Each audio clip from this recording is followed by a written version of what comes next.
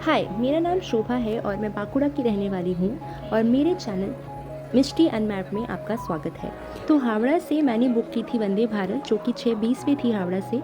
तो उसके लिए मैं बांकुड़ा से हावड़ा आ जाती हूँ और हावड़ा से 6:20 पे मैं अपनी वंदे भारत की ट्रेन लेती हूँ। ट्रेन में प्रस्थान करने के बाद मैंने अपना लगेज रखा। सुबह 8:20 पे मैं कामाख्या जंक्शन पहुंच जाती हूँ। कामाख्या जंक्शन पहुंचने के बाद मैं कुछ खाकर सीधा कामाख्या मंदिर की ओर प्रस्थान करती हूँ। जैसा कि आप जानते हैं, कामाख्या देवी जो कि नीलाचल पर्वत पर स्थित हैं, वो इस समय अम्बुबाची महाउत्सव के लिए जाना जाता है और इसी अम्बुबाची महाउत्सव की यात्रा में मैं भी शामिल हूँ। तो नीलाचल फ्लाईओवर के नीचे से आपको भीड़ दिख गई होगी, वहीं से सीधे सीधे आके आपको आसपास दुकानें दिख रही हैं और उन्हीं दुकानों के पास से ही आपको अम्बुबाची उत्सव पे जगह जगह पे भंडारे भी दिख जाएंगे। अम्बुबाची की यात्रा को करने से पहले आपको अपने जूते को रखवाना पड़ेगा, जो कि आप फ्री में रखवा सकते हैं। आपको एक टोकन प्राप्त होगा और आपको आपके जूते वहीं रखने होंगे। मैंने अपने जूते नीचे ही रख दिए थे क्योंकि मुझे ये यात्रा खाली पैर करना था और मुझे ये टोकन प्राप्त हुआ। आप चाहें तो अपने जूते ऊपर भी रखवा सकते हैं, जैसी आपकी इच्छा हो। अब क्योंकि हम कामाख्या मंदिर के दर्शन करने वाले हैं, तो कामाख्या से जुड़ी हुई बातें हमें पता होनी चाहिए। कामाख्या मंदिर भारत के सबसे पुराने और प्रतिष्ठित शक्तिपीठों में से एक है। असम के गुवाहाटी में नीलाचल पहाड़ी पर स्थित इस मंदिर का इतिहास बेहद समृद्ध और रहस्यमय है। पौराणिक मान्यताओं के अनुसार जब भगवान शिव अपनी पत्नी माता सती के मृत शरीर को लेकर तांडव कर रहे थे, तब ब्रह्मांड को बचाने के लिए भगवान विष्णु ने अपने सुदर्शन चक्र से सती के शरीर के 51 टुकड़े कर दिए थे। माता सती के शरीर के अंग जहाँ जहाँ गिरे वह स्थान शक्तिपीठ कहलाए। नीलाचल पहाड़ी पर माता सती की योनि का भाग गिरा था, इसलिए इसे सबसे महत्वपूर्ण पीठ माना जाता है। मंदिर के गर्भगृह में माता की कोई मूर्ति नहीं है। यहाँ एक प्राकृतिक चट्टान है जिससे हमेशा पानी का झरना बहता रहता है। इसी शिला को माता का रूप मानकर पूजा जाता है। हर साल जून के महीने में यहाँ प्रसिद्ध अम्बुबाची मेला लगता है। पर्यटक अपने आप को उत्साहित रखने के लिए जगह जगह पर उनके उत्साह के लिए गीत गा रहे हैं, नृत्य कर रहे हैं। पूरी यात्रा के दौरान आपको जल, शरबत, बिस्किट, चाय इत्यादि जगह जगह पर आपको फ्री में मिल जाएंगे, ताकि आपका उत्साह बना रहे और आप बिल्कुल थके ना इस यात्रा के दौरान।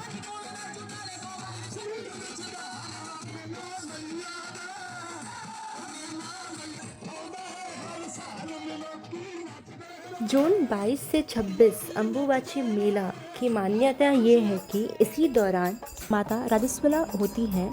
इन 3 दिनों के लिए मंदिर के कपाट बंद रहते हैं और चौथे दिन भारी संख्या में भक्त दर्शन के लिए आते हैं। यह मंदिर तंत्र साधना, असीम आस्था और असम की सांस्कृतिक धरोहर का एक महान प्रतीक है। अब पूरी यात्रा के दौरान आप देखेंगे कि इस 12 से 15 किलोमीटर की यात्रा में आपको कहीं पे चढ़ान दिखेगी, कहीं पे ढलान, तो कहीं पे एकदम सीधे सीधे रास्ते। तो इसी रास्तों से चलकर मैं आपको कामाख्या से जुड़ी रहस्य के बारे में बताती जाऊंगी। अब जो भक्तगण, जो पर्यटक आए हुए हैं देश विदेश से, वह नीचे से ही खाली पैर यात्रा कर रहे हैं। तो आप रोड पे भी चल सकते हैं, आप दरी पे भी चल सकते हैं, जैसा आपको सही लगे। बट ये सुविधा दी गई है। आसपास बायो टॉयलेट्स का भी 2-3 जगह पे स्पॉट बनाया गया है।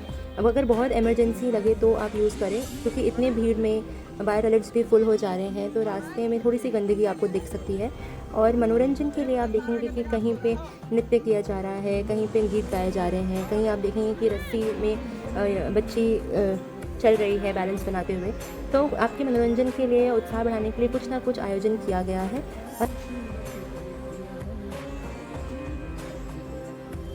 चलिए अब मैं आगे रास्ते में आपको कामाख्या से जुड़ी रहस्यों के बारे में बताऊंगी। कामाख्या मंदिर और नरकासुर की एक कहानी बेहद दिलचस्प है। पौराणिक कथाओं के अनुसार नरकासुर प्रयाग ज्योतिषपुर, आज की गुवाहाटी का एक बेहद शक्तिशाली और अत्याचारी असुर राजा था। वह माता कामाख्या की सुंदरता पर मोहित हो गया था और उसने देवी के सामने विवाह का प्रस्ताव रख दिया। देवी ने नरकासुर को सीधा न मना करके, बल्कि उसके सामने एक ऐसी शर्त रखी जो नामुमकिन सी थी। देवी कामाख्या ने नरकासुर से कहा, अगर तुम वाकई में मुझसे विवाह करना चाहते हो तो तुम्हें एक ही रात में मुर्गे के बांग देने से पहले मेरे लिए ये 4 काम पूरे करने होंगे। पहला, नीलाचल पहाड़ी के नीचे से मंदिर तक पत्थरों की एक सीढ़ीदार सड़क बनाना।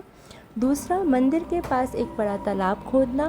तीसरा, एक बड़ा महल बनाना। और चौथा, एक नाट्यशाला का निर्माण करना। नरकासुर को अपनी शक्तियों पर बहुत घमंड था, इसलिए उसने इस चुनौती को तुरंत स्वीकार कर लिया।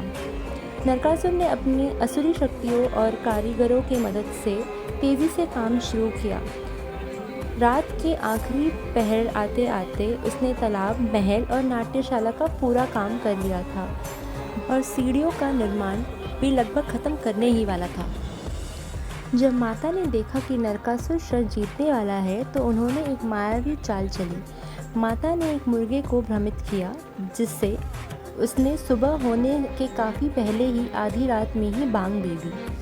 मुर्गे की बांग सुनते ही नरकासुर को लगा कि सुबह हो गई और वह शर्त हार गया। गुस्से और हताशा में आकर उसने उस निर्दोष मुर्गे को वहीं मार डाला। गुवाहाटी में आज भी उस जगह को कुकुराकटा कहा जाता है, जिसका अर्थ है मुर्गे को काटने वाली जगह। शर्त हारने के कारण नरकासुर का विवाह माता से नहीं हो पाया। आज भी नीलाचल पहाड़ी पर स्थित उस अधूरी सीढ़ीदार रास्ते को मेखलाउजा पथ या नरकासुर पथ कहा जाता है, जो कि इस पौराणिक कथा की याद दिलाता है। लो, अब माँ कामाख्या की कहानी सुनाते सुनाते मैं आधे रास्ते पहुँच चुकी हूँ। अब यहाँ से जो रास्ता है वो थोड़ा गली गली होके जाएगा, क्योंकि जो यूजुअल रास्ता है नीचे से माँ कामाख्या के मंदिर वो है 2 से 3 किलोमीटर है, बट मैंने आपको यहाँ पे 3 झलकियाँ दिखाई हैं जो कि पतली गली की है, जहाँ की भारी मात्रा में आप भीड़ देख सकते हैं। लो, अब मंदिर की ओर प्रस्थान हो चुका है और आप यहाँ पे देखेंगे कि जो तांत्रिक हैं, जो पर्यटक आए हैं, वो ध्यान और नाम जप में लीन है। मैं अभी लाइन में लगती हूँ क्योंकि मुझे माता के दर्शन करने हैं। हालांकि कपाट बंद है, बट आपको बाहर से दर्शन हो जाते हैं।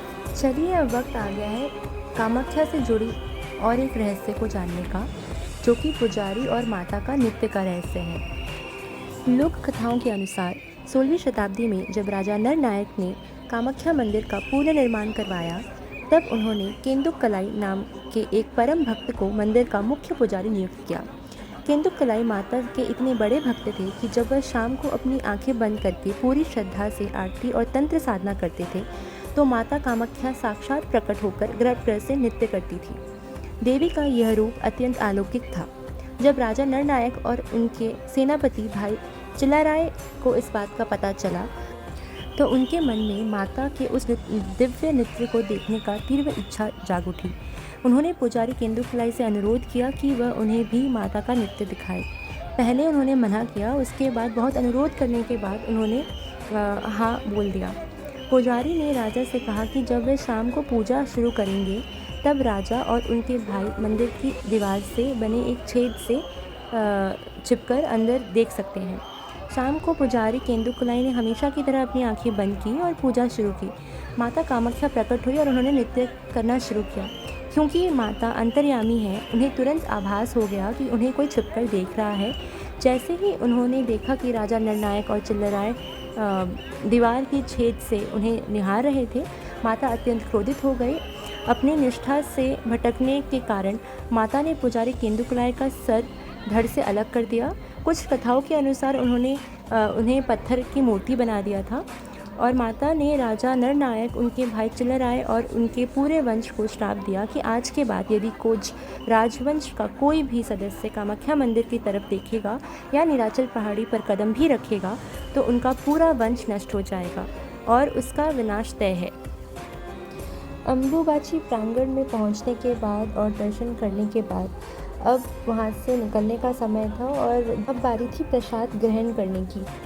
प्रसाद ग्रहण करने के बाद आपको और भी जगह भंडारे दिख जाएंगे, जहाँ पे आपका मन हुआ तो आप वहाँ खा सकते हैं। मैं क्योंकि जल्दी में थी तो मुझे अब निकलना था।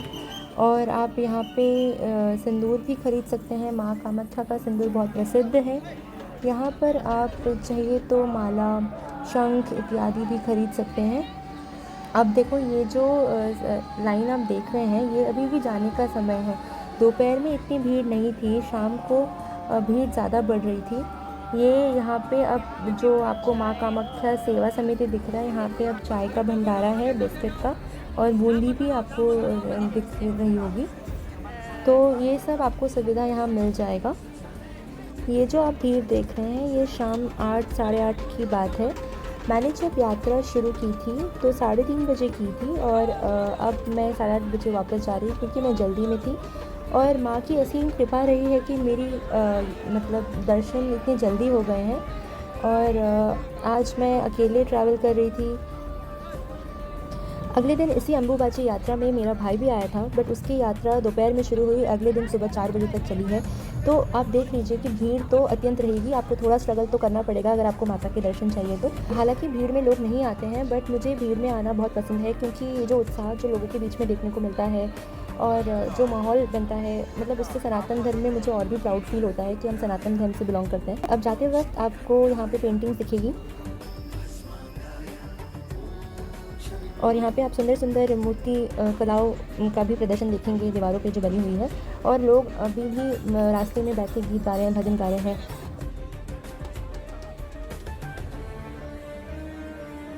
इसी के साथ Assam electricity grid corporation limited ने इलेक्ट्रिसिटी काट दी है और पूरे रास्ते में सिर्फ फ्लैशलाइट ऑन हो गए हैं। बट ये माहौल भी मुझे बहुत ही अच्छा लगा और अब जाने का टाइम आ चुका है। तो पूरे रास्ते में जो अथॉरिटीज़ ने सुविधा दी है और जो मनोरंजन किया है उसका असीम असीम धन्यवाद मैं करना चाहूँगी।